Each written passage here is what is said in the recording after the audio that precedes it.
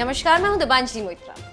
एक तरफ कोरोना की मार तो दूसरी तरफ कोरोना से उबरने की छटपटाहट। इसी बीच दुनिया डोल रही। हर एक दूसरा देश उसी समस्या को देखने और समझने की कोशिश कर रहा है। इसी बीच कोरोना की मार से हर देश की अर्थव्यवस्था डगमगा गई है। इसी बीच केंद्र की मोदी सरकार के लिए एक झटका है। वैश्विक रेटिंग एजेंसी S&P ने कहा है कि चालू वित्त वर्ष के दौरान भारतीय अर्थव्यवस्था में 5% की गिरावट आने का अनुमान है। इस स्थिति को देखते हुए भारतीय अर्थव्यवस्था गहरे संकट में है। S&P की रिपोर्ट में कहा गया है कि भारतीय अर्थव्यवस्था गहरे संकट में वायरस की रोकथाम में आ रही दिक्कतों, कमजोर नीतिगत प्रक्रिया और अन्य कमजोरियां, विशेष रूप से वित्तीय क्षेत्र की दिक्कतों की वजह से चालू वित्त वर्ष में भारतीय अर्थव्यवस्था में 5% की गिरावट आएगी।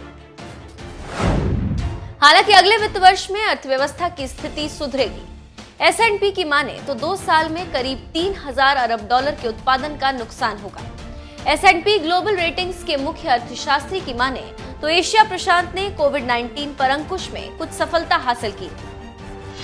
हालांकि संतुलन खातों पर दबाव की वजह से अर्थव्यवस्था के सुधार पर दबाव रहेगा। रोशे ने कहा कि कोविड-19 की वजह से आई गिरावट खाते में मंदी से शुरू नहीं हुई थी, लेकिन संभवतः ये इसके साथ समाप्त होगी।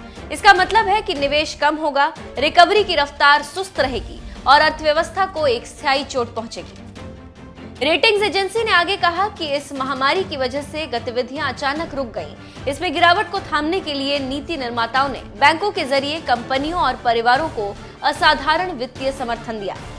तो आप समझ सकते हैं कि क्या हो रहा है और क्यों भारत की GDP के गिरने का अनुमान और क्यों भारत की अर्थव्यवस्था नीचे आएगी।